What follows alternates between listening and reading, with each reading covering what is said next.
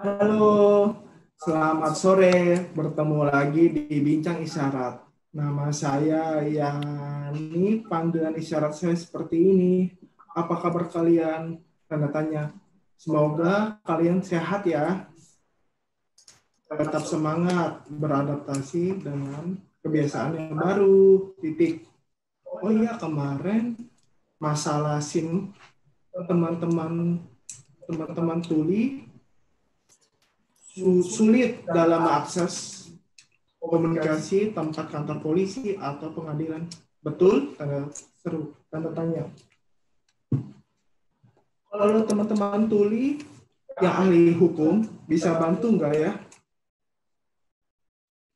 Mungkin bantu dalam akses, tanda tanya. Apakah harus kuliah hukum dulu? Memang bisa. Tanda seru. Apakah hukum itu bahasanya tinggi? Nah, tunggu apa lagi? Mari kita bersiap-siap menyimak acara ini. Karena live ini masih tentang kolabilitas, yang artinya kolaborasi dengan teman-teman tuli, yaitu mahasiswa kuliah hukum. Satu lagi, kalau kalian mau tanya-tanya, silakan tulis atau ketik di kolom komentar ini atau live chat di bawah channel YouTube ini. Terima kasih, selamat menonton.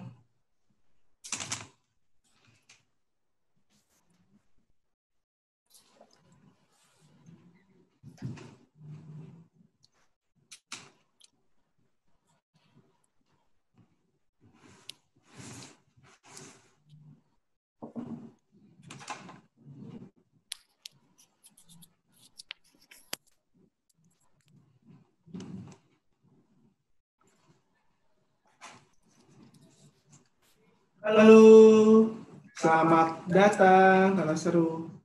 Nama saya Yani, panggilan isyarat saya seperti ini. Boleh nggak perkenalkan diri Anda? Terima kasih. Terima kasih. Sebelum perkenalkan, nama saya Isro. Nama panggilan singkat saya seperti ini.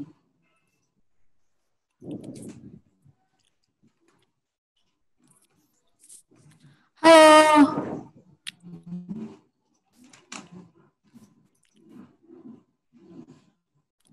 Halo. Perkenalkan, nama saya Akas. Dan panggilan singkat saya seperti ini.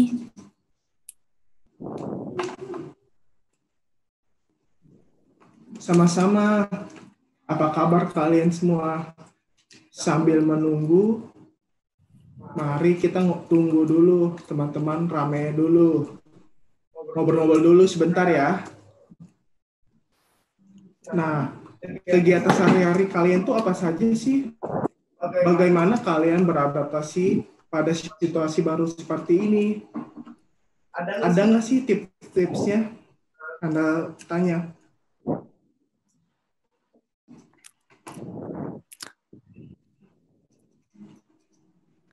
Saat ini, waktu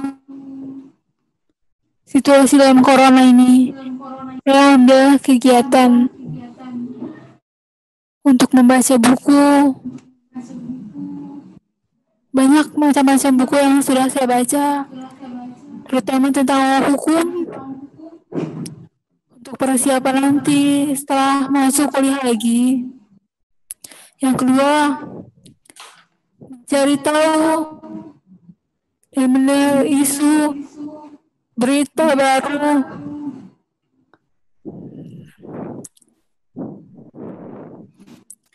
Sekaligus saya meneliti sendiri bagaimana solusinya untuk belajar sendiri. Oke. Selanjutnya, Aska.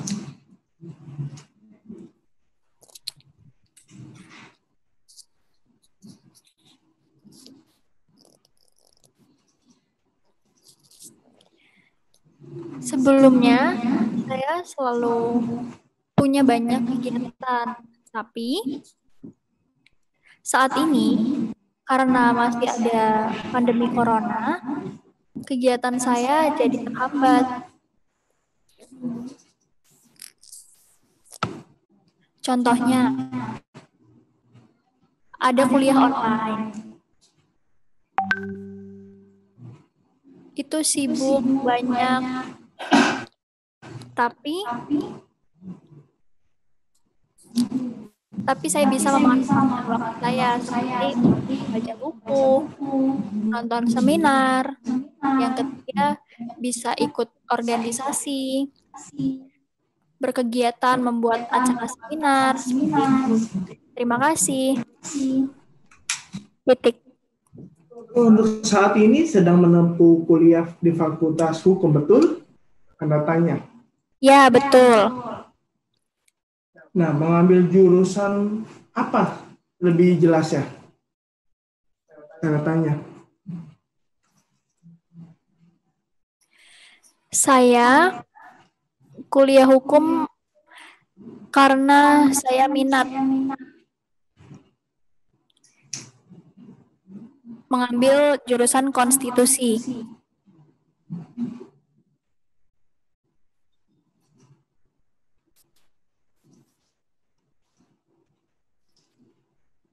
Nah, selanjutnya AKAS.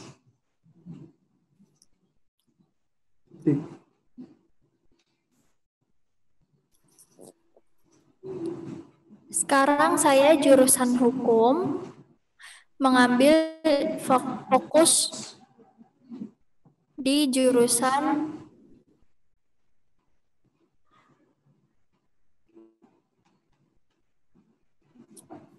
hukum.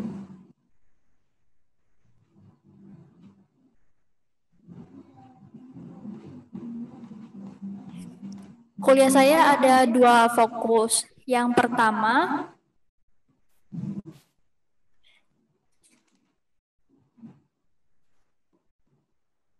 yang kedua, saya. Nah, saya mau tanya nih, udah semester berapa dan kuliah di mana ya? Tanda tanya.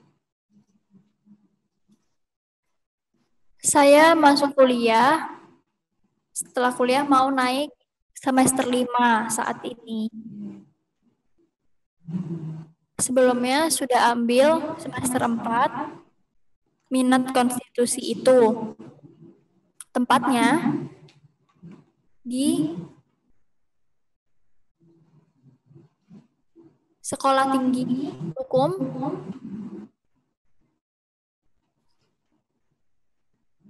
NTH. Lokasinya di Kuningan. AKAS gimana ya?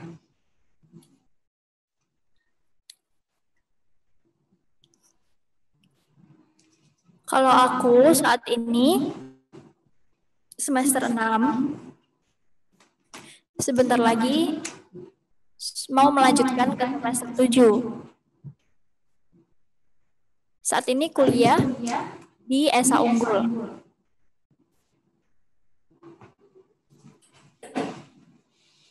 Jakarta Barat. Terima kasih. Oke. Oh iya. Pada sedang pandemi ini berarti belajarnya online ya?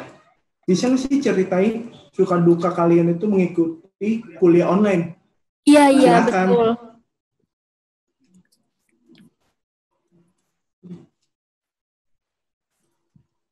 Banyak banget tugasnya. Luar biasa, tugasnya banyak sekali. Kalau hambatannya juga ada banyak. Hambatannya seperti apa? Misalnya, kalau kita kuliah online seperti ini,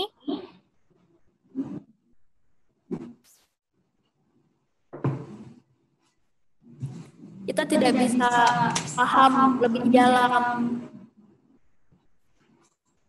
Berbeda dengan belajar di kelas, lebih sulit.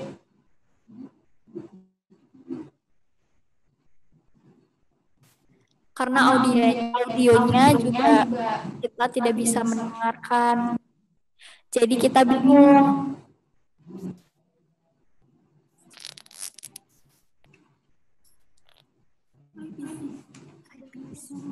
Tapi ada tips yang membantu. Banyak hambatannya dalam kuliah online ini. Kita jadi lebih sulit untuk paham, tergantung waktu kuliahnya juga. Wow, luar biasa. Lanjut lagi ke Akas ya.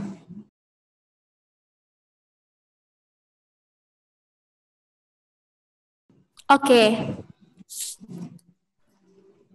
Nah, sama seperti yang dirasakan Isro, saya juga banyak tugasnya dan saya merasa berat kuliah online. Sebelum corona ini, kuliah lebih mudah kalau dengan ketemu. Jadi bisa belajar bersama. Nah, setelah corona ini, kuliah online jadi lebih sulit untuk memahami. Jadi tidak bisa sepenuhnya mengerti isi materinya. Tugasnya banyak. Terima kasih. Sama-sama. Banyak hambatan ya. Oh iya. Bagaimana akses di kampus dalam membantu kalian agar bisa mengikuti kuliah ini? Tanda tanya. Agar bisa mengikuti kuliah itu. Tanda tanya. Kalau sebelum corona, aksesnya enak karena bisa ketemu juga dengan teman-teman kuliah secara langsung. Bisa cepat paham.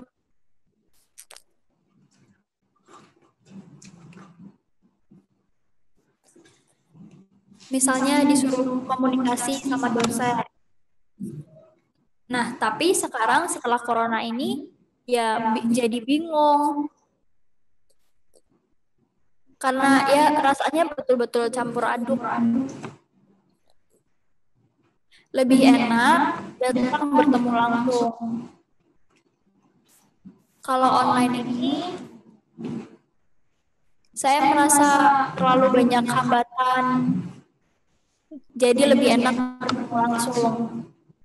Lebih mudah untuk berdiskusi dengan dosen atau dengan teman-teman. Banyak resikonya juga. Terima kasih. Oke, selanjutnya Akas.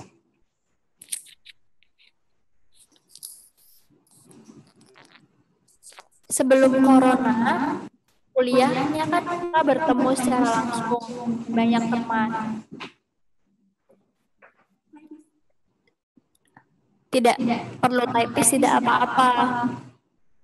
Nah, waktu di awal semester 1 itu ada interpreter. Tapi saya merasa kurang cocok. Tidak sama seperti bahasa hukum. Isyaratnya tentang hukum belum ada. Masih sama saja dengan bahasa Indonesia, padahal harusnya berbeda bahasa hukum. Lalu saya ganti dengan typist. Kalau typist, dia akan menjelaskan dengan lebih jelas. Jadi pelajaran bahasa Indonesianya juga saya lebih paham. Interpreter itu lama sekali gerakannya. Jadi saya pikir lebih baik menggunakan typist.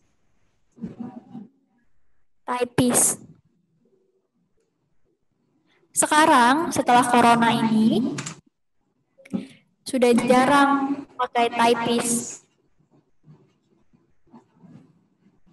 Karena kuliah online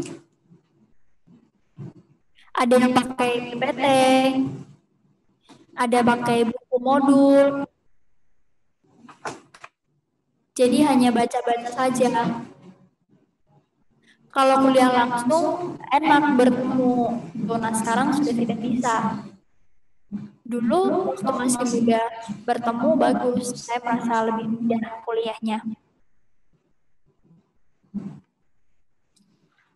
Terima kasih.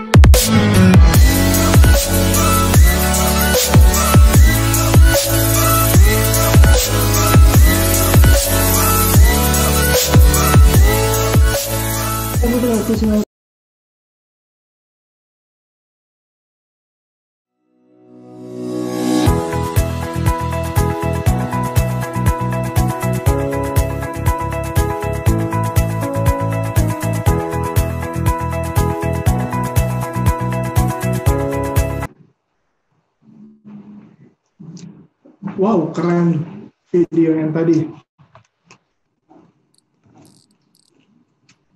Tadi hanya akses JB yang ada ya, juga akses typist. Menurut kalian, akses mana yang lebih membantu dalam penyerapan materi itu?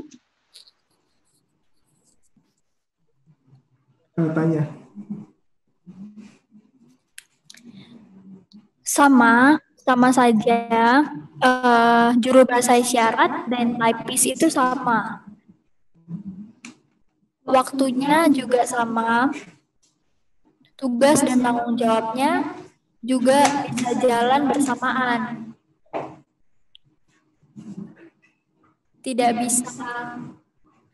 Jadi tidak bisa dipisahkan karena tugasnya sama. Dua-duanya interpreter dan typist itu sama-sama bisa dipahami, tapi tidak bisa langsung paham untuk beberapa hari. Seperti contohnya harus ada tambahan waktu. Jadi kita bisa baca lagi sehingga kita bisa lebih paham. Kalau waktunya pas. Nah, kalau typist kita bisa memahami ya pasti bisa. Kalau belum bisa, kita akan ulang-ulang lagi sampai kita paham. Jadi sama saja menurut saya, sama-sama membantu.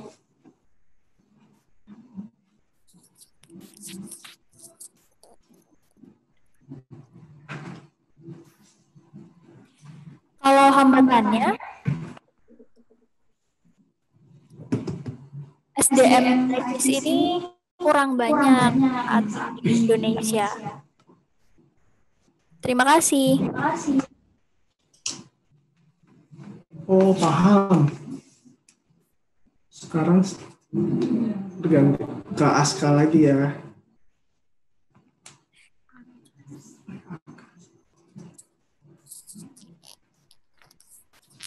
Saat ini, menurut saya lebih enak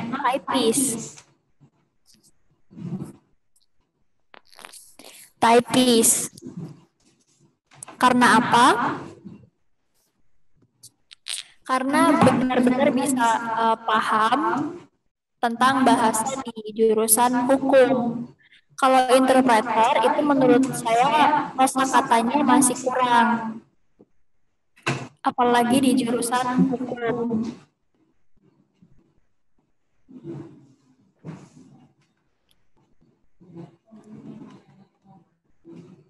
Menurut saya lebih penting sabar untuk belajar bareng typist, jadi bisa dibaca-baca lagi. Contohnya setelah kita pulang ke rumah atau pulang ke kos, kita bisa baca lagi tadi dosen bicara apa, jadi kita bisa lebih paham. Terima kasih. Nah, mungkin ke depannya dua-duanya bisa dicoba.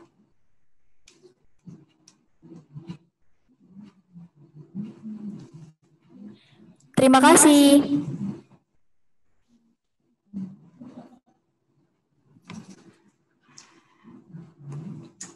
Baru tahu berdua.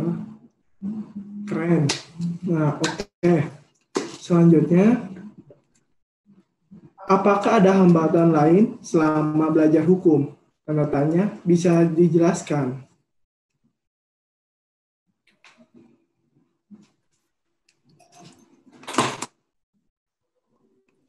Hambatannya banyak sekali hambatannya. Kalau ditanya apa saja hambatannya, pasti banyak.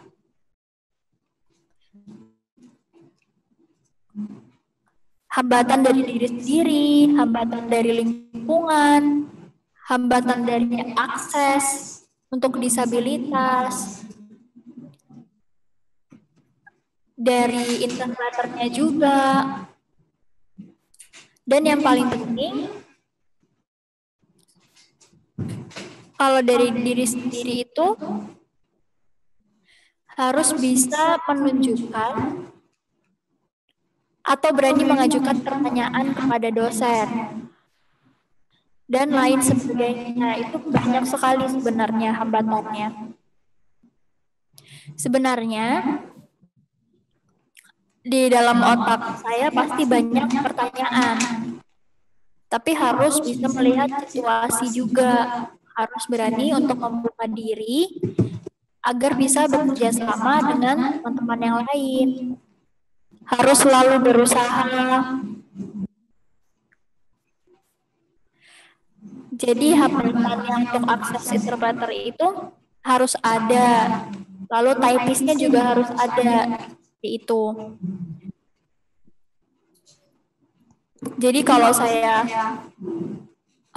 kurang paham membacanya, masih bisa direvisi. Gitu, karena kalau di bahasa hukum kan beda dengan bahasa Indonesia pada umumnya. Kalau menurut saya, hambatannya itu masalah akses. Kuncinya ya kita harus mau selalu memperbaiki diri, memperbaiki akses, dan lain sebagainya. Sekarang, saya masih berusaha untuk lebih baik lagi. Terima kasih. Oke, selanjutnya Akas. Disilakan.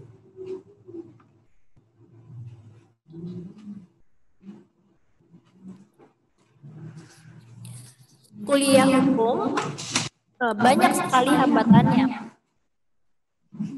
Isro sama saja saya juga merasakan hambatan itu. Hambatan utamanya adalah masalah akses. Contohnya saya baru datang, tapi semuanya diam waktu saya masuk kelas. Nah, contohnya typist masuk ke kelas, kan sedang menunggu dosen menjelaskan.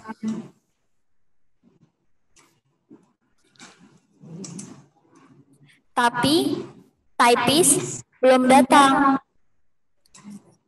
Akhirnya saya cari-cari di mana typistnya. Hambatannya yaitu kalau tidak ada typist. Hambatan lainnya, kalau typist itu tidak ada.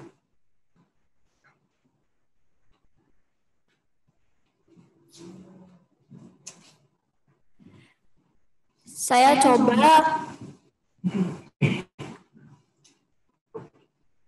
Nah, saya kan tuli, saya tidak bisa mendengar. Apalagi bahasa Inggris.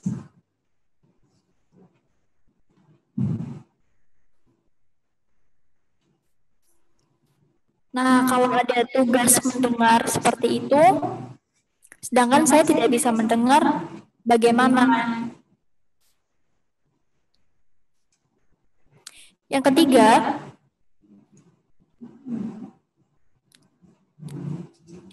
bahasa anak-anak hukum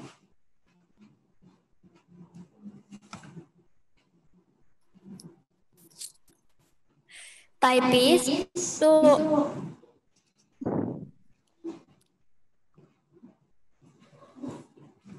Nah, oh iya, saya penasaran nih. Bisa nggak sih ceritain bagaimana latar belakang kalian sampai yakin mengambil Fakultas Hukum? Tanda tanya.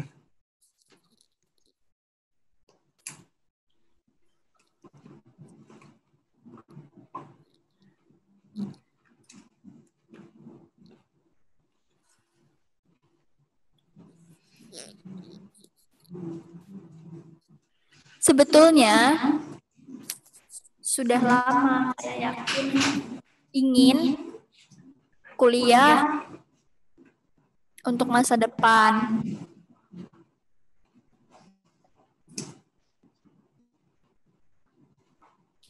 Saya berusaha untuk punya mimpi, ingin mencapai mimpi tersebut untuk membantu teman-teman disabilitas, terutama teman-teman tuli, karena ada beberapa hambatan yang saya rasakan, seperti teman-teman tuli yang lain. Sebelumnya, saya sudah mau belajar tentang hukum, mau paham betul bagaimana batasan atau cara membantu advokasi tentang banyak hal yang ingin saya lanjutkan.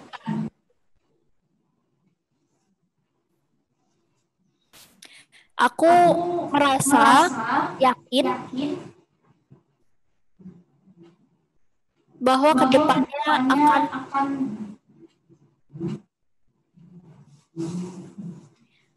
saya selalu introspeksi diri untuk terus belajar dan serius di kuliah hukum ini.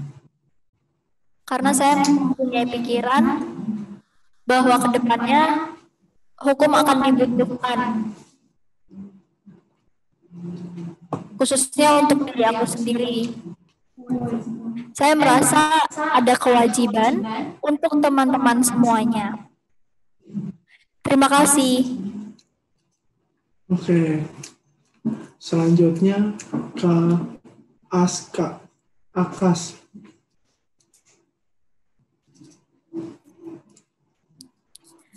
Sebenarnya ceritanya panjang. Saya berusaha untuk bagaimana bisa awalnya setelah lulus saya mau mendaftar kerja, tapi perusahaan tidak mau menerima saya. Nah, saya kaget, loh kenapa? Kok tidak diterima? Karena hambatan komunikasi itu. Lalu saya pikir, kok bisa gitu, maksudnya ngobrol sama teman-teman, semuanya bisa kok baik-baik aja. Kenapa kok teman tuli tidak diterima bekerja? Saya kecewa, sedih juga waktu itu. Saya coba untuk cari-cari, kebetulan ada ketemu dengan teman tuli. Nah, dari situ saya belajar bahasa isyarat. Pelan-pelan saya belajar, dan akhirnya saya bertemu dengan teman tuli yang bertanya, saya kerja apa? Tanda tanya. Lalu saya jawab, maaf, saya tidak bekerja. Lalu dia bilang, saya juga tidak kerja, seperti itu. Banyak pengusaha dan perusahaan tidak mau menerima. Lalu saya pikir ada informasi tentang beasiswa. Saya merasa tertarik tentang hukum karena saya pernah memiliki pengalaman. Saat ini saya sudah kuliah hukum dan terus berusaha untuk bisa membantu teman-teman disabilitas. Terima kasih.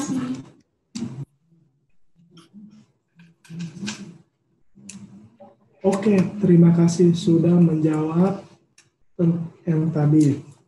Oh ya, selanjutnya, apakah ada tokoh panutan kalian yang membuat kalian semangat hingga sekarang? Mengapa?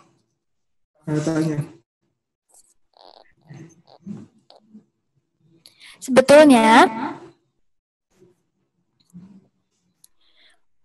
orang-orang hebat gak ada satupun orang yang jelek gitu. Jadi semuanya pasti hebat, tidak ada yang tidak hebat. Aku paling tertarik sama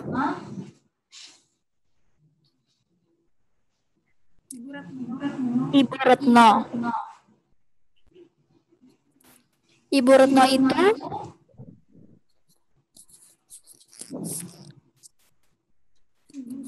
Ibu Susi itu bagian keuangan. Nah, saya mau mengambil contoh yang bagus.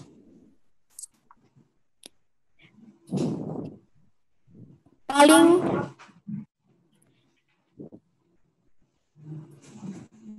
ada hubungan dengan hakim, laki-laki semuanya, satu perempuan, hakimnya bisa masuk ke Mahkamah Konstitusi. Ada satu perempuan di saat ketua hakimnya itu laki-laki, seperti itu. Berarti kan seperti itu bisa menunjukkan bahwa perempuan dan laki-laki itu setara. Jadi saya harus belajar dari contoh yang tadi. Saya harus bisa menjadi seperti itu. Terima kasih. Mau tanya, contoh, ada nggak sih yang mendukung papa atau mama atau ade untuk mendukung? Boleh diceritakan? Ceritanya panjang. Kalau dari keluarga, ada yang tidak setuju, ada, pasti ada. Saya cuma berusaha menjelaskan sampai akhirnya saya masuk kuliah hukum. Mama saya pernah bilang, Tuli itu nggak bisa. Isra bertanya, loh, kenapa nggak bisa? Soalnya mereka belum melihat ada teman Tuli yang bisa masuk kuliah hukum. Akhirnya saya diam-diam daftar sendiri kuliah. Apakah berhasil atau tidak? Nah, akhirnya terakhir saya lulus. Saya menunjukkan sama orang tua, sama adik, sama mama, sama papa. Nah, semuanya kaget. Ya, kenapa kok kamu diam daftar? Karena saya tidak suka ditahan-tahan. Saya suka mau belajar. Dan saya mau menunjukkan kalau saya bisa.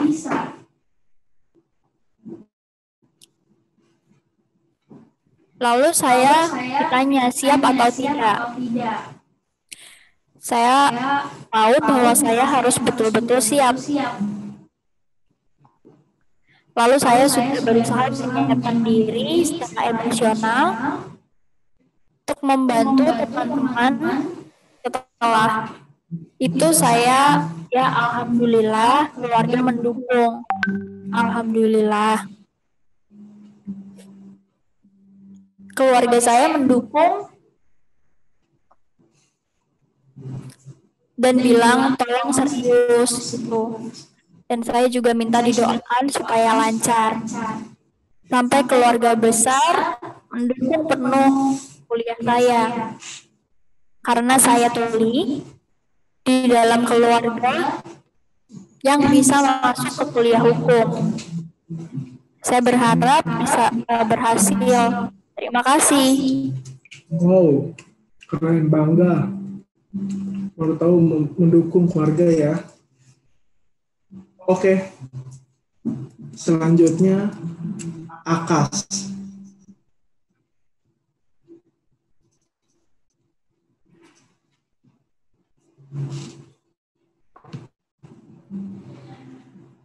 Sebenarnya role model saya banyak sekali, banyak dari teman-teman tuli yang berani mengadvokasi, dan saya tertarik dengan itu. Saya menghormati teman-teman tuli yang seperti itu. Saya benar-benar bangga kalau ada teman-teman tuli yang berani untuk punya keinginan dan merasa ingin dihargai. Kalau seperti menginspirasi,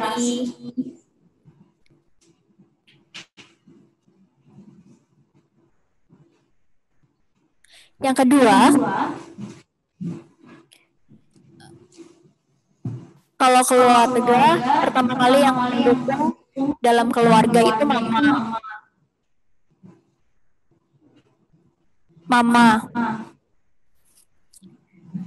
Hambatannya kuliah itu seperti apa? Mama selalu tanya-tanya sama saya. Nah, saya senang sekali ditanya, lalu dibantu, dan didoakan juga semoga lancar. Terima kasih. Oh, paham. Kok bisa mendukung Papa?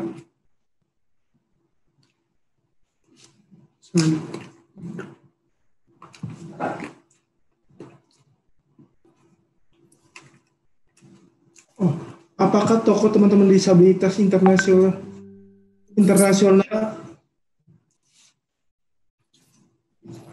Pertama kali saya bertemu orang profesional di disabilitas tuli di Amerika. Saya merasa terkejut. Loh, kok bisa menjadi profesor di Amerika? Nah, saya di Amerika itu ternyata banyak profesor tuli.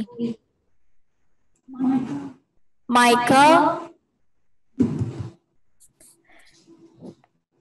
saya menjadikan dia sebagai role model.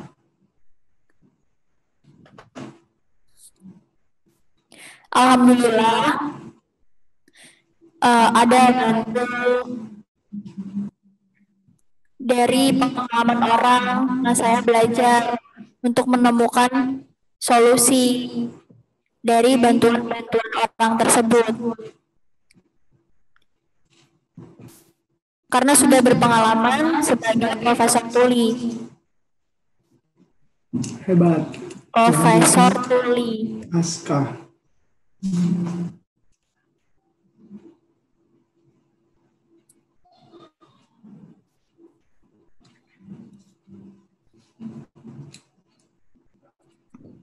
Gantian. Selanjutnya Akas. Sama. Kalau dari saya seperti waktu itu, saya ketemu dengan profesor hukum Michael, dan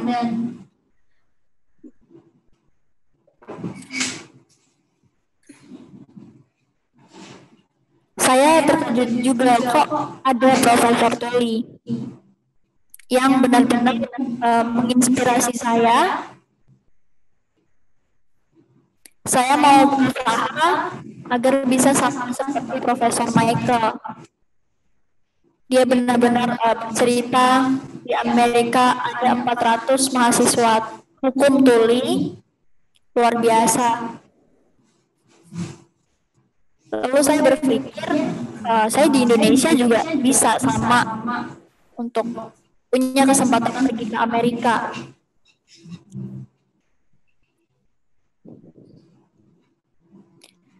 Saya sudah bertemu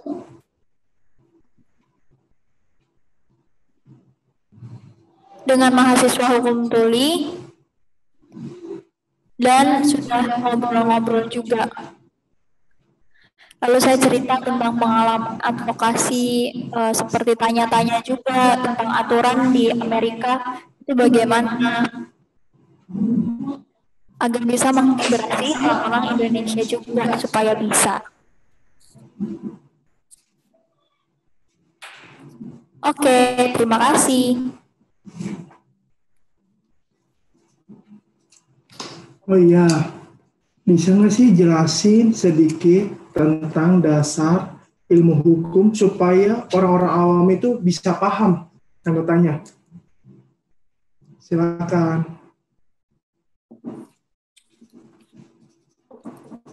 Dasar ilmu hukum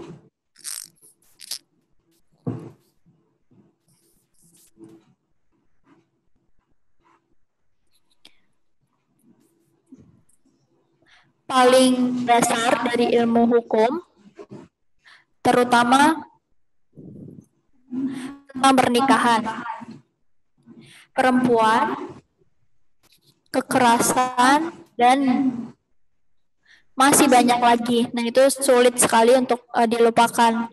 Bagaimana cara mengaturnya? Kita harus tahu aturan-aturannya seperti apa. Misalkan berinteraksi, memberikan solusi, masuk ke dalam pengadilan. Nah, bagaimana akses untuk tuli itu seperti apa? Yang kedua, tentang transportasi. Ada aturan yang mengatur tentang transportasi.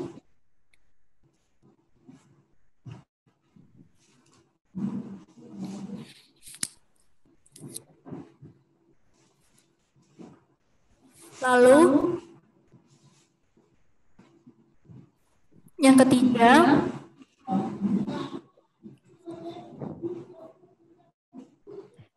tentang tatanan luar negeri seperti di Indonesia, bahwa kita juga harus cinta akan budaya Indonesia.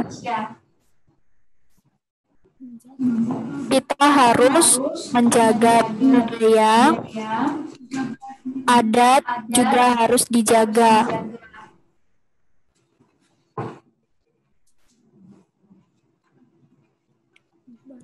Banyak sekali yang sulit untuk dipelajari seperti itu. Oke, selanjutnya ke Akas.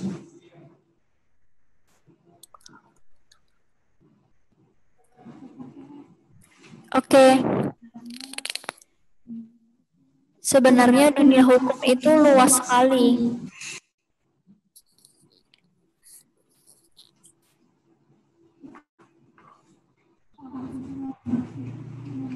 Aku hanya memilih untuk mempelajari teman-teman yang ada hukum perdata. Nah, mungkin teman-teman bingung apa bedanya. Nah, saya coba jelaskan di sini. Kalau hukum pidana itu hubungan antar sesama negara, masyarakat, hubungan negara dan masyarakat. Kalau perdata itu hubungan dengan orang lain. Jadi orang dengan semua orang, dan itu menjadi contohnya pidana. Teman-teman tadi melihat tentang pencurian, pembunuhan. Nah, itu berhubungan dengan hukum yang menyalahgunakan orang lain. Kalau perdata, contohnya membuat perjanjian dibatalkan. Nah, itu bisa dilaporkan. bisa dituntut karena melanggar. Jadi teman-teman tuli semuanya harus tahu apa bedanya hukum pidana dan hukum perdata. Terima kasih. Oke. Beritahu beberapa isyarat dalam hukum. Misalnya isyarat untuk kata jaksa, hakim, pengacara, kasus, pengadilan. Jaksa isyaratnya seperti itu.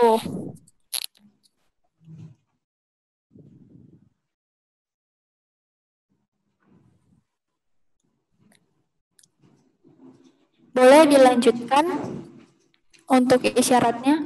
Jaksa, isyaratnya itu apa? Oh iya, jaksa seperti itu. Hakim, isyaratnya seperti apa? Hakim.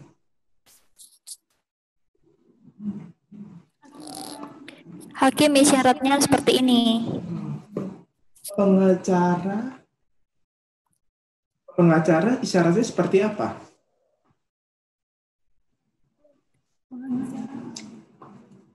Nah, kalau pengacara seperti ini bahasa isyaratnya. Isyarat pengacara. Untuk kasus isyaratnya seperti apa? Kalau kasus, nah kasus seperti ini isyaratnya.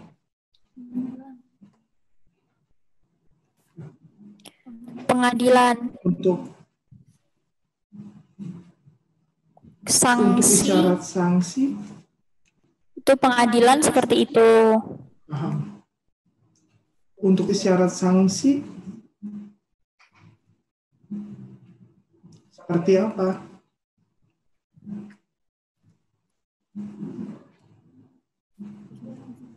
Nah, kalau sanksi mungkin isyaratnya seperti ini. Untuk terdakwa isyaratnya seperti apa? Terdakwa. Seperti ini. Kalau terdakwa isyaratnya.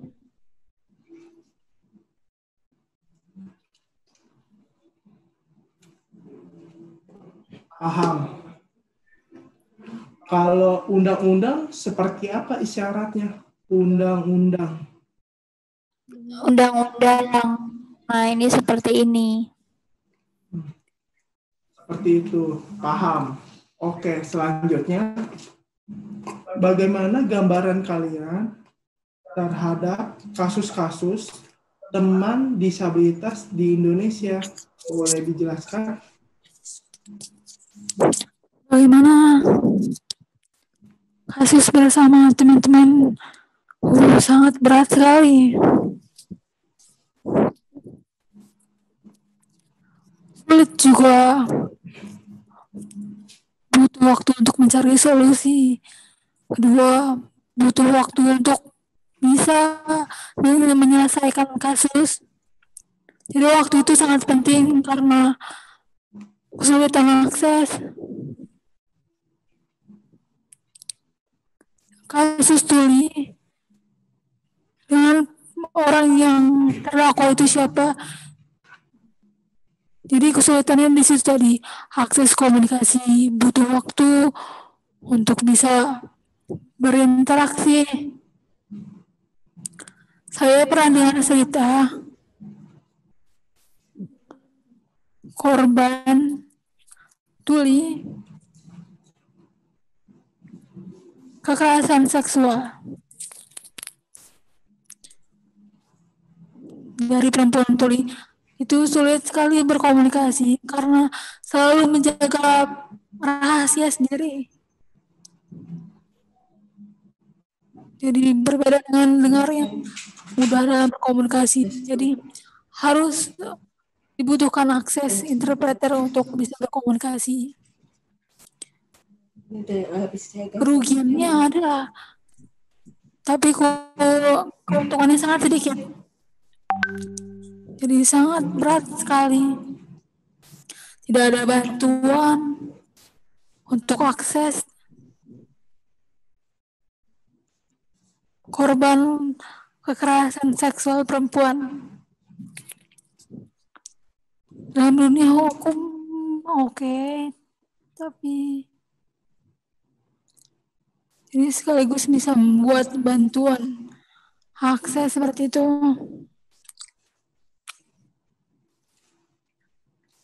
Oke, selanjutnya ke Akas.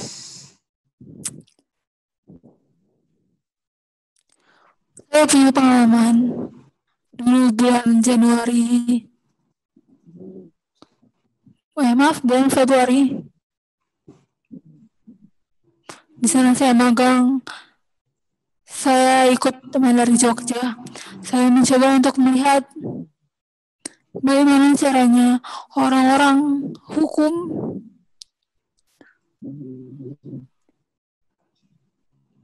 melihat kasus-kasus, terutama perempuan. Melihat kasus perempuan tuli di sana, korban kekerasan seksual. Teman-teman organisasi dari Jogja datang melihat korban tersebut.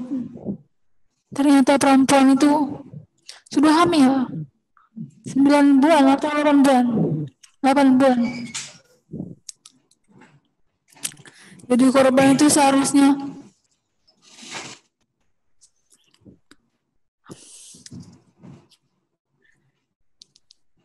jadi banyak korban tuli pelecehan seksual.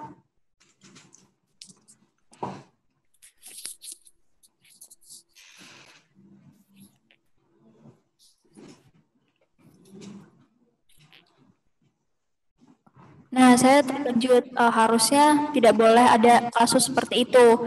Jadi harusnya bisa membantu. Seharusnya tuli bisa berkomunikasi. Apalagi sudah punya pendamping juru bahasa isyarat, itu harusnya juga membantu teman-teman tuli karena mereka mungkin tidak bisa berkomunikasi. Atau pakai teman atau pendamping ke polisi agar fokus untuk membantu secara jalur hukum. Secara jalur hukum. Kurang lebih sudah ada 8 kasus perempuan korban kekerasan seksual. Paling banyak kasus tentang perempuan tuli, banyak yang menjadi korban pelecehan seksual.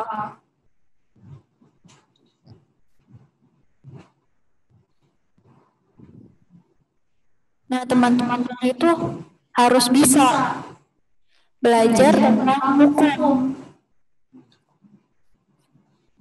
Apa yang boleh, apa yang tidak boleh. Terima kasih.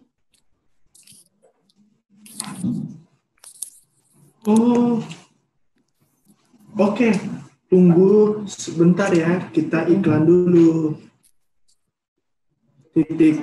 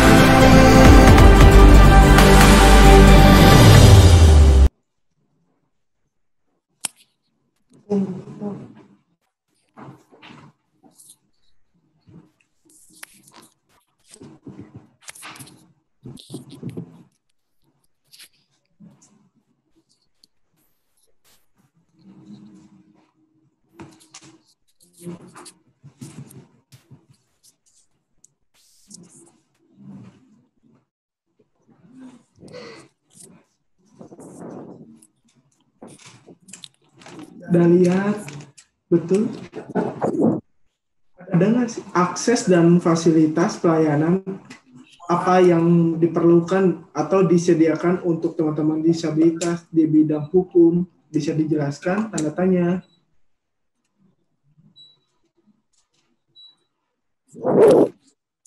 Sebenarnya setelah kuliah saya butuh tambahan notulen. Notulen itu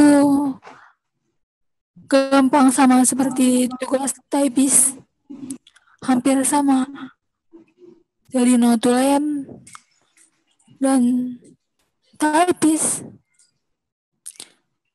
tugasnya hampir sama, sama-sama mengetik, tapi notulen itu mengambil inti-intinya saja yang penting-penting.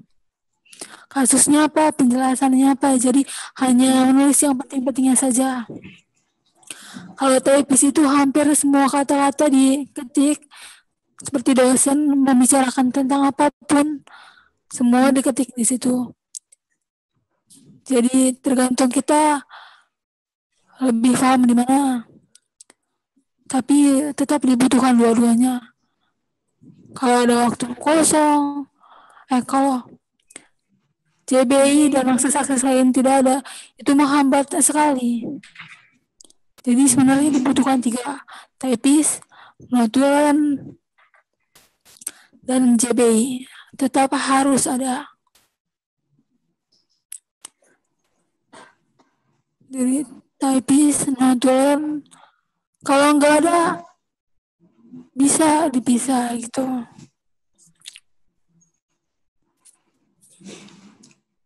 Terima kasih.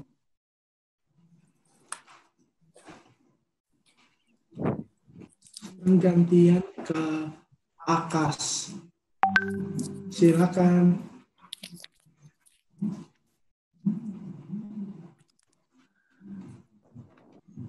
Kalau cerita tentang kebutuhan, itu tergantung ya, tergantung disabilitasnya.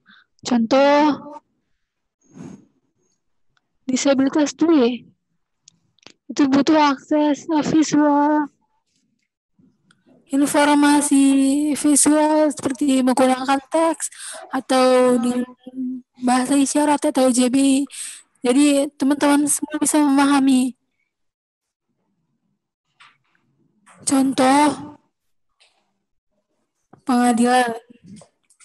Ada tangga, tapi pengguna kursi roda tidak bisa menaikinya. Nah, itu butuh akses untuk jalan teman-teman kursi roda sehingga bisa menikmati.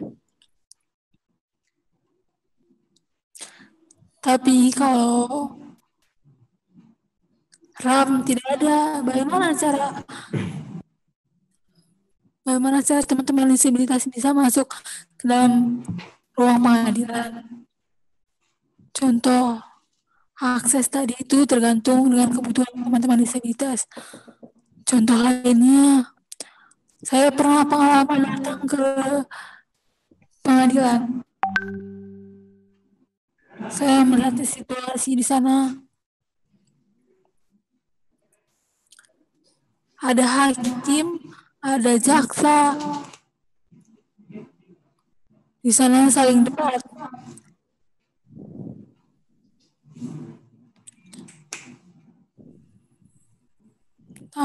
Akses typis. Jadi saya bisa mengerti lebih jelas permasalahan yang sedang terjadi. Kedua, JBI. Ketika saya duduk, ada JBI yang menerjemahkan, jadi saya lebih paham. Mungkin teman-teman belum tahu bahwa sekarang ada informasi baru tentang akses pengadilan. Sudah disahkan, jadi teman-teman disabilitas bisa menikmati fasilitas yang ada. Oke, terima kasih. Oke. Bantuan apa yang perlu direalisasikan oleh pihak pemerintahan dan masyarakat? Tanda tanya.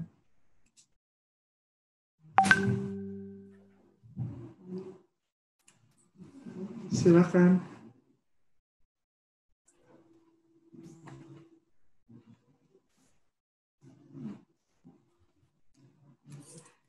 Asik.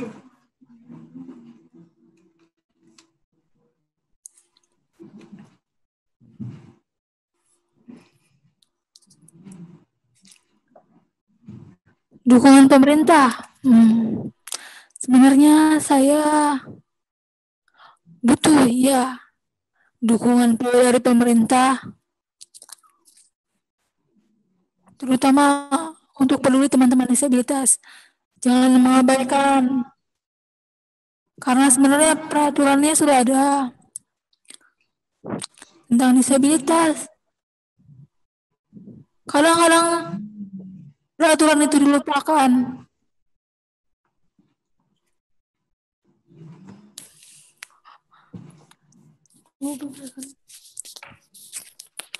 Jadi butuh pemerintah harus peduli bagaimana kasus yang dihadapi oleh teman-teman tuli, daksa, tunanetra. Betulnya teman-teman disabilitas itu butuh apa? Jadi bantu, diberi solusi. Dunia dengar dan dunia tuli itu sama, punya kebutuhan yang harus dipenuhi. Jadi tidak hanya melihat dunia disabilitas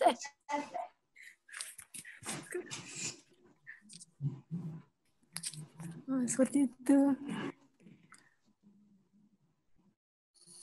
Jadi saya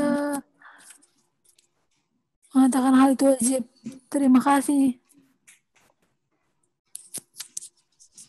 Oke, sekarang Kak Isro, silakan.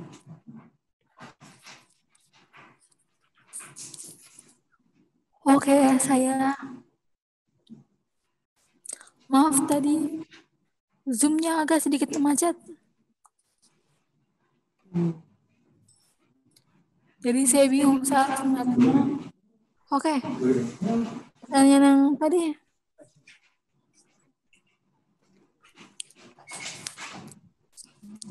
Bantuan seperti apa yang pemerintah bisa berikan? Menurut saya, secara hukum mungkin ada bantuan hukum. Bagaimana cara memberikan akses bantuan hukum? Pengalaman saya, banyak sekali masyarakat atau teman-teman tuli yang sulit mendapatkan akses bantuan hukum. Saya tidak tahu bantuan hukum itu seperti apa. Bagaimana cara mendapatkan akses bantuan hukum, atau mungkin pemerintah bisa memberi informasi, menjelaskan, atau pengumuman khusus untuk teman-teman disabilitas sudah agar lebih mengerti. Kalau tidak ada kasus hukum, kasus kekerasan seksual, bisa melapor gitu. Jadi banyak teman-teman tuh yang takut untuk melaporkan karena tidak bisa menyampaikan,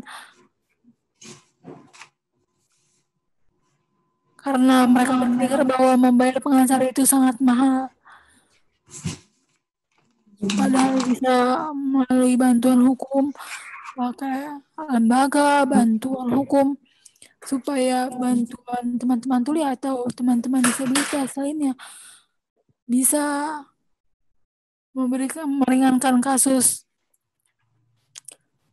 Yang kedua,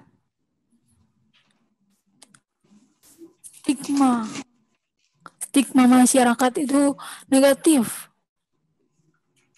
Jadi melihat teman-teman tuli itu berbeda, seperti orang-orang sakit, orang-orang yang butuh dikasihani. Padahal berbeda, teman-teman tuli sama seperti masyarakat Indonesia lainnya punya hak yang sama, ya, punya hak bekerja, punya hak belajar, hak untuk berusaha, hak untuk punya rumah. Jadi sama teman-teman tuli, sama seperti teman-teman daerah lainnya. Yang penting masyarakat bisa mendukung, melihat, memandang teman-teman disabilitas itu bukan karena sakit atau kasihan. Jadi pandangannya haruslah positif. Bisa berkomunikasi dengan bahasa isyarat. Nah, jadi teman-teman tuli berkomunikasi dengan bahasa isyarat dan dengar berkomunikasi dengan bahasa verbal. Jadi itu berbeda. Yang penting semuanya harus tahu bahwa sama-sama kerja sama dan sama-sama mendukung itu penting. Terima kasih. Oke. Kalian kalau udah lulus kuliah akan berprofesi sebagai apa? Jaksa, pengacara, atau hakim? Silakan, Akas.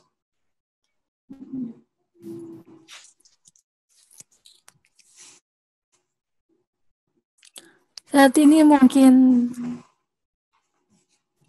saya fokus karena sekarang banyak kasus-kasus masalah teman-teman tuli. Hambatannya banyak sekali. Saya butuh untuk memperhatikan, terutama untuk advokasi masyarakat, untuk bisa memberikan akses yang lebih baik. Mungkin 20 tahun kemudian, saya bisa menjadi dosen. Saya ingin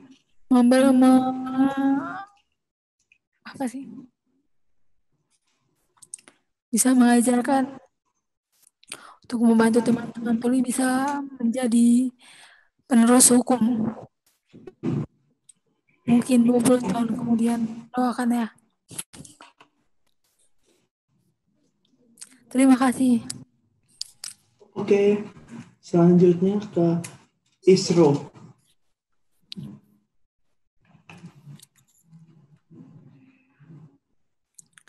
Sebenarnya saya mau kemana? Masih belum spesifik. Fokusnya kemana? Saat ini saya masih terus belajar memahami undang-undang dan aturan seperti apa supaya bisa menyesuaikan tentang hak masyarakat dan dunia tuli. Karena sudah lama ingin bekerja di tempat MK atau MA.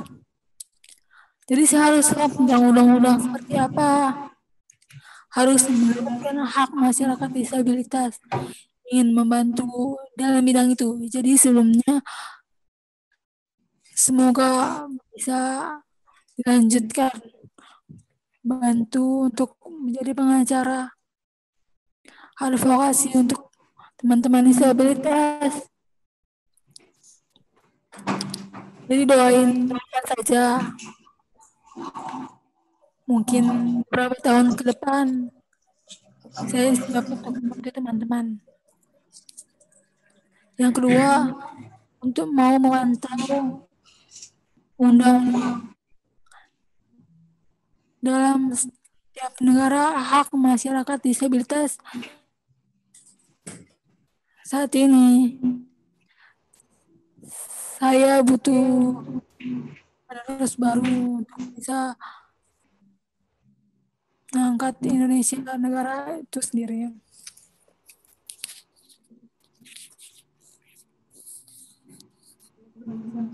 Amin. Terima kasih.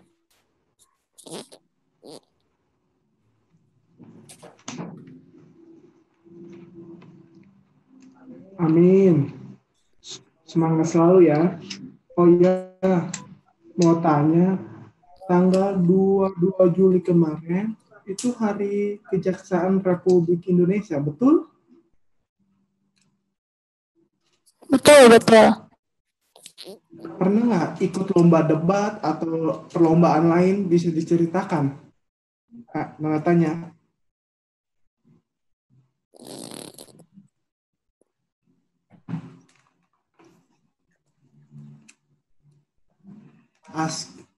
Akas.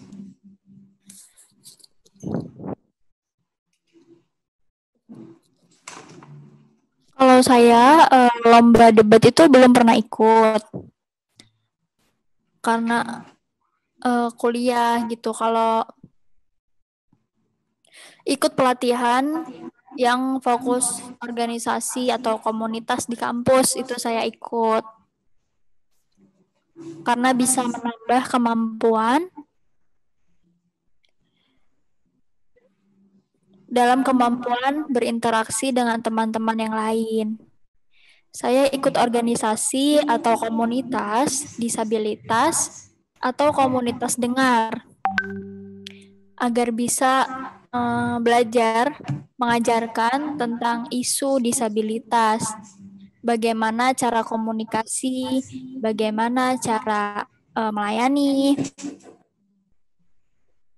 Dan saya berpikir kalau ikut lomba itu mungkin saya belum kepikiran karena belum pernah juga. Saat ini saya fokus untuk latihan untuk mengelola organisasi. Saya pasti selalu ikut pelatihan. Saya tertarik mau latihan ke depannya. Nanti saya juga bisa. Oke, selanjutnya ke Isro. Silakan.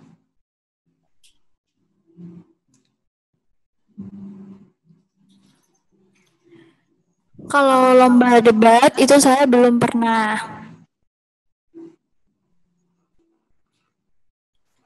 Biasanya kalau lomba seperti itu semua orang untuk orang-orang dengar. Masih belum. Saya juga penasaran untuk ikut, tapi saya bingung kan, saya tuli, jadi harus bagaimana gitu, apakah ada akses yang memadai?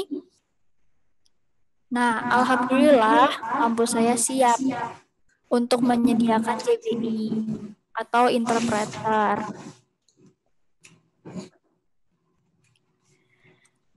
Ada interpreter untuk membantu saya, tapi banyak hambatan yang pasti terjadi, terutama waktu. Karena kan ikut lomba seperti itu, jawabnya harus cepat. Gitu. Nah, nanti kalau interpreternya tidak tahu apa yang saya maksud, bisa kalah dengan lawannya, seperti itu. Tapi tidak apa-apa, saya tidak peduli kalah atau menang, itu nggak apa-apa. Yang penting menambah pengalaman. Oh, jadi debat itu seperti ini ya, gitu. Jadi setuju atau tidak? Saya harus melatih otak saya, pikiran saya, ketika dilempar pertanyaan seperti itu. Nah, itu bisa menambah pengalaman. Yang kedua,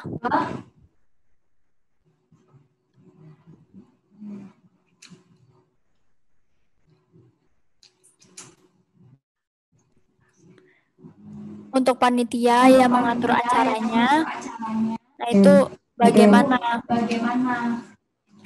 Kalau saya ikut di panitia juga sama saja bisa jadi pengalaman gitu. Tapi mau ikut lagi karena saya mau tahu seperti apa sebelumnya. Sebelumnya saya takut. Saya butuh waktu untuk ikut siap diri. bagaimana debat itu nanti, seperti itu. Itu pengalaman yang luar biasa sekali sih. Terima kasih. Oke. Selanjut. Adakah pengalaman yang berkesan selama belajar di hukum? Tanda tanya. Silakan.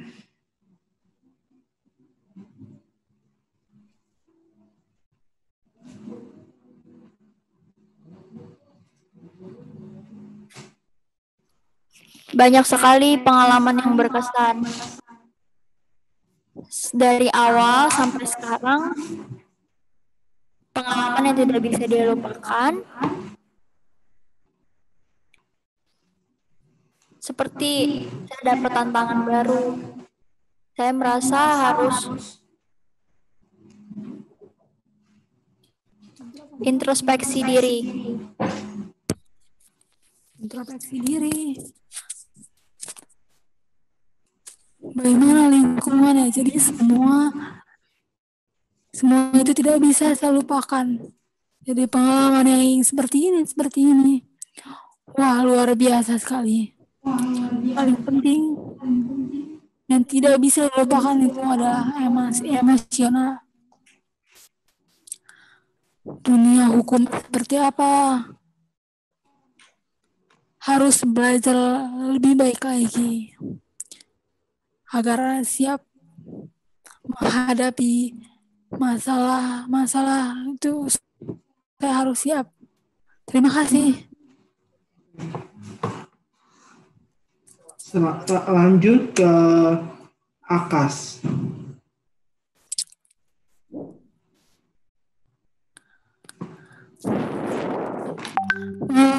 Sebenarnya banyak. Pengalaman kuliah banyak sekali. Bingung pilih yang mana. Saya bingung. Saya coba pilih salah satu. Kemarin contohnya ujian UTS atau UAS. Biasanya ujian pakai soal langsung dikerjakan, lalu dikumpulkan. Tapi saat ini berbeda sekali. Dosen bertanya langsung dan saya harus bisa langsung menjawab. Jadi tanya jawab itu dilakukan secara langsung. Saya bingung bagaimana caranya karena saya seorang tuli. Dosen akhirnya yang bantu dan menyuruh saya untuk menulis. Contohnya dosen bertanya langsung tulis dan diberikan kepada saya. Jadi saya jawab lewat tulisan juga. Mungkin sulit karena waktu. Jadi langsung saya tulis, saya kerjakan begitu saja. Memang sulit sekali. Hambatannya berat. Saya butuh belajar terus-terusan agar lebih mengerti apa yang dosen tanyakan bisa saya jawab secara langsung. Jadi pengalaman saya itu satu. Terima kasih.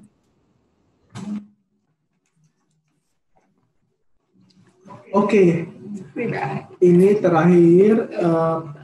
Ada nggak sih pesan yang mau disampaikan untuk teman-teman disabilitas? Tanda tanya.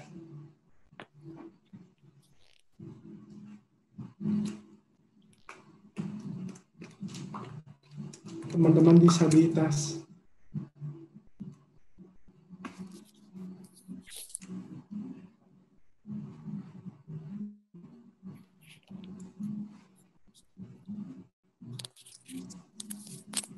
Untuk teman-teman tuli yang ingin masuk kuliah hukum,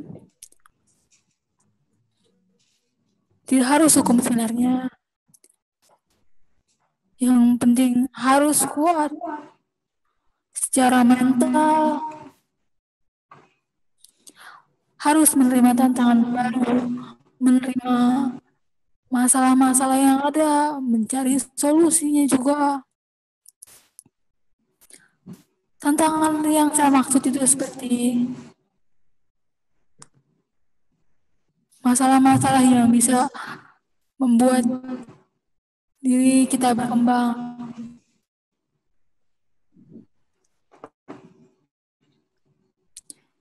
Jadi saya memberi waktu tantangan untuk diri sendiri untuk belajar kembali, tidak menyerah, tapi coba terus-terusan.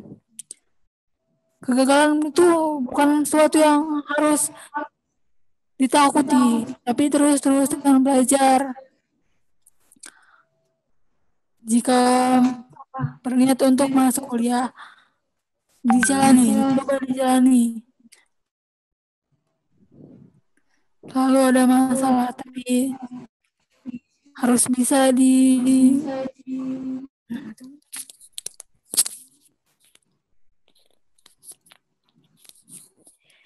Bagaimana diskusi, bagaimana seperti itu harus banyak belajar. Jangan takut, tidak apa-apa berdiskusi. Sebenarnya ya takut, tapi harus terus berusaha agar kita bisa berjuang bersama-sama. Ini baru belajar gitu, bagaimana nanti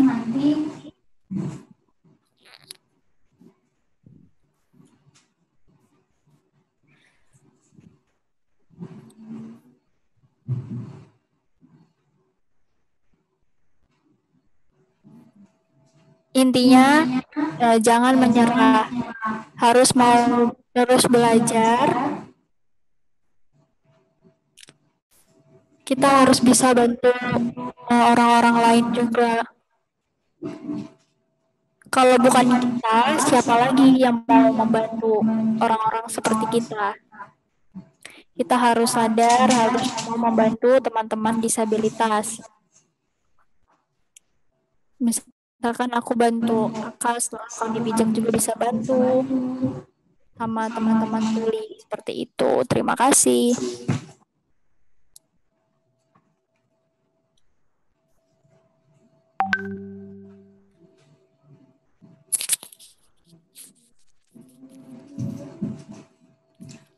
Oke, terima kasih. Sudah lanjut. Mau bertanya apa?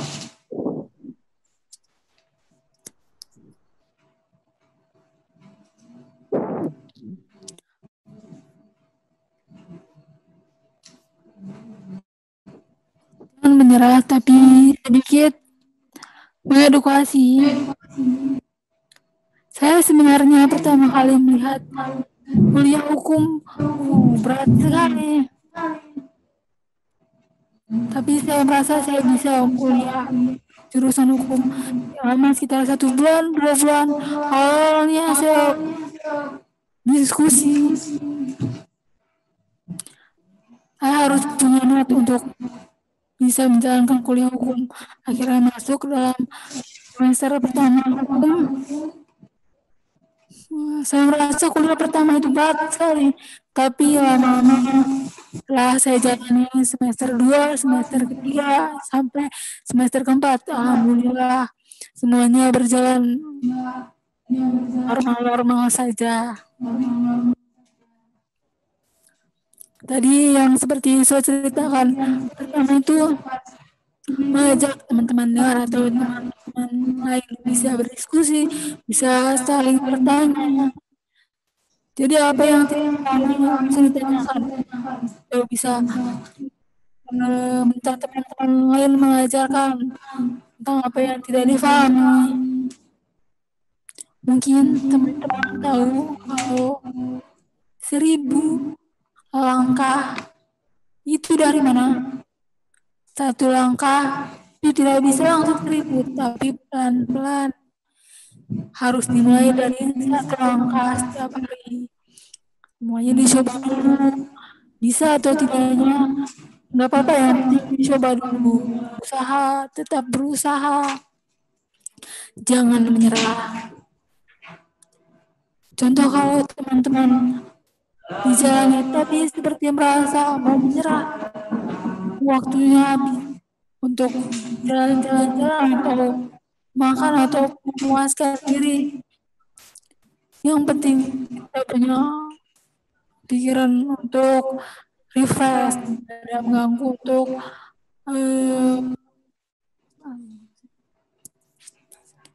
Oke, terima kasih. Oke, terima kasih sudah teman-teman disabilitas. Aku mau selesai. Oke, sekarang iklan dulu ya.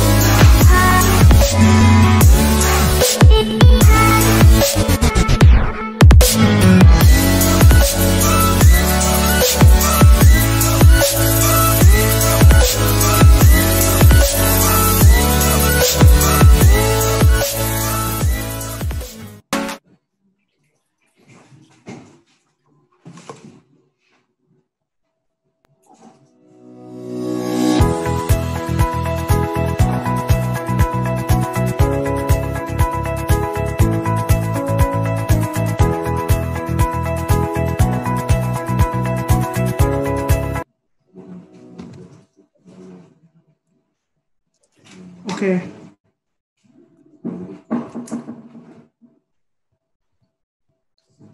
Oke. Mari kita cek-cek pertanyaan dari teman-teman, oke? Tunggu ya.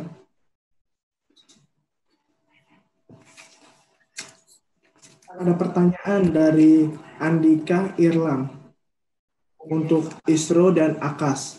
Saya mau tanya tentang isu kekerasan terhadap kelompok marginal. Sejauh mana seorang mahasiswa hukum bisa berkontribusi dalam pemberian solusi? Tanda tanya. Mungkin seperti terlibat lembaga swadaya masyarakat atau LSM. Terima kasih.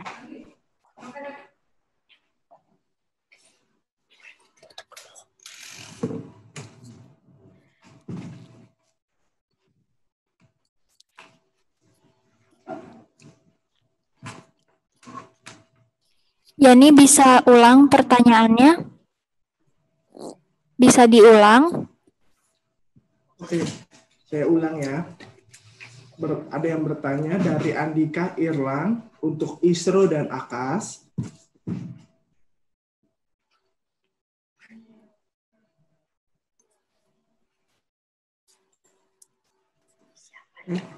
Tadi ada yang tanya dari Andika Irlang untuk ISRO dan AKAS.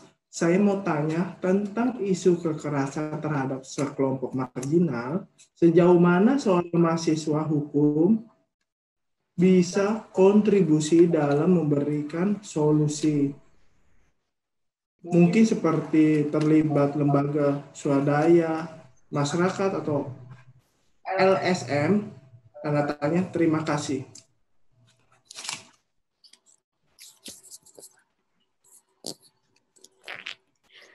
Untuk masalah seperti kelompok atau sistem kumpulan secara besar seperti itu, yang pertama kita harus diskusi dulu. Kita datang, mungkin bantu cari solusinya, caranya seperti apa. Tapi yang jelas jangan sendiri. Kita harus berdiskusi bagaimana caranya. Kalau tidak berhasil, dari LSM bisa bantu untuk cari solusi bersama.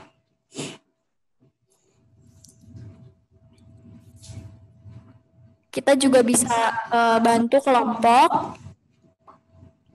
Kita berdiskusi, kalau misalkan gagal, LSM itu harus tugasnya memang seperti itu. Oke, terima kasih. Lanjut ke Akas. Akas? Oke, siap. Lanjut ke Akas. Oke. Terima kasih untuk pertanyaannya. Nah, itu pertanyaan yang sangat bagus. Kalau pengalaman aku tentang RUU PKS itu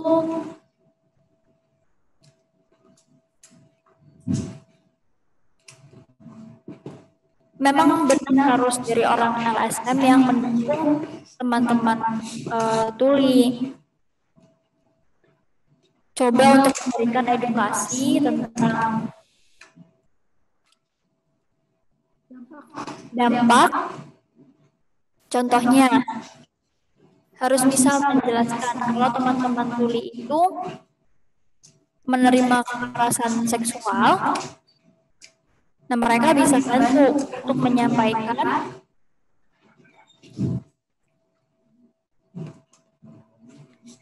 seperti waktu itu ada di tahun 2018 ada kasus dan aku ikut untuk menjelaskan, untuk memberi edukasi. Ikut sudah lama sampai saat ini sudah diberhentikan karena corona. Nggak bisa ketemu lagi untuk berdiskusi seperti itu. Oke, tidak ada pertanyaan lagi, sudah selesai. Oke, sudah cukup. Terima kasih tanya-tanya tentang Isro dan Akas. Terima kasih banyak untuk Aska dan Isro sudah berbagi pengalaman yang luar biasa. Semoga kalian. Terima kasih. Ya. Kalian menjadi jasa besar bagi semua orang, khususnya teman-teman disabilitas. Sama-sama. Terima kasih sudah mendukung. Bye-bye. Mendukung. Semoga bermanfaat. Semangat. Tetap semangat, jaga kesehatan. Bye-bye. Ya, teman-teman semua yang tadi seru banget ya. Teman-teman disabilitas tetap optimis, semangat. Walaupun banyak hambatan, yang penting teman-teman tetap semangat. Gak bisa, nggak apa-apa.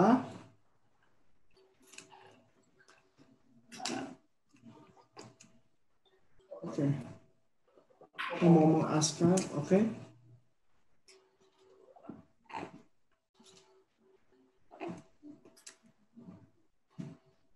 Halo teman-teman semua, sebentar lagi sudah mau Idul Adha dan kami bijak mau berbagi hadiah buku takwa untuk anak-anak. Seperti apa bukunya? Nanti kalian bisa lihat di video terpisah ya. Kalian mau dapat buku itu? Yuk ikut tantangan dari kami bijak. Caranya gampang, tunjukkan apa yang berharga bagi kamu. Bisa dalam bentuk foto atau video, maksimal durasi 60 detik. Ikut tantangan ini ada syaratnya juga. Kalian bingung? Bisa lihat slide berikutnya supaya lebih jelas ya. Halo teman-teman semua, di dalam satu set buku Takwa Kids ini, kalian akan mendapatkan satu buah kartu ucapan terima kasih,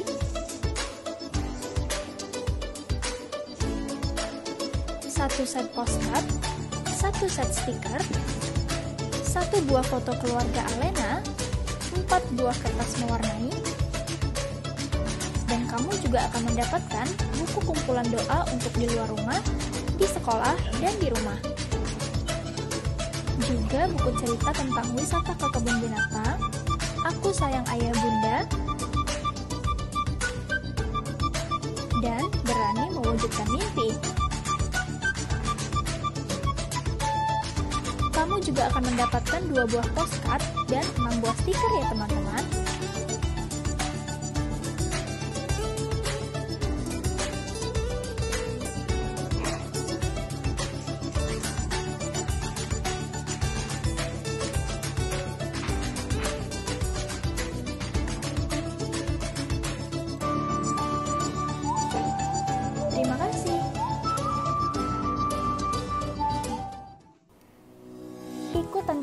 syaratnya sangat mudah. Yang pertama, challenge ini khusus untuk teman disabilitas. Non-disabilitas juga boleh ikut, tapi tetap melibatkan teman disabilitas ya. Yang kedua, wajib follow Instagram @kamibijakid dan subscribe YouTube. Yang ketiga, post dapat berupa foto atau video dengan maksimal durasi 60 detik. Kalian bisa pilih salah satu ya. Yang keempat, buatlah konten dan caption semenarik mungkin. Yang kelima, upload konten di Instagram dan tag @kamibijakid dan gunakan hashtag #KamiBijakChallenge dan Idul Adha Kami Bijak. Yang keenam, selama ikut tantangan, pastikan akun Instagram kalian tidak di private ya. Yang ketujuh, pemenang akan diumumkan pada tanggal 31 Juli 2020. 5 pemenang akan mendapatkan buku takwa. Yuk, buruan buat. Kami tunggu ya. Dah.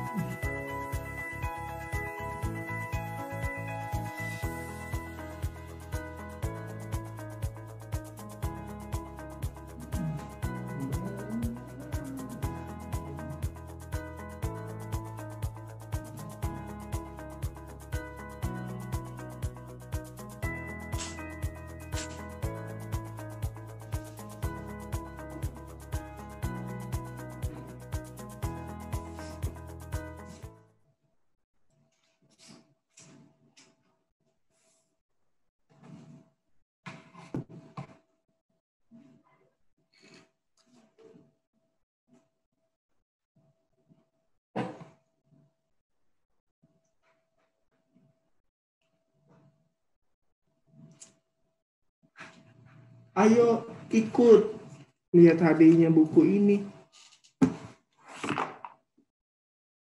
Wow, keren kan?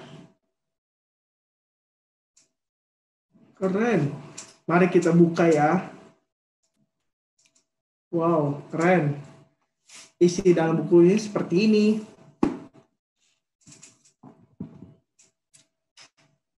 Nah, selesai bincang isyarat hari ini. Terima kasih sudah menonton. Sampai ketemu lagi.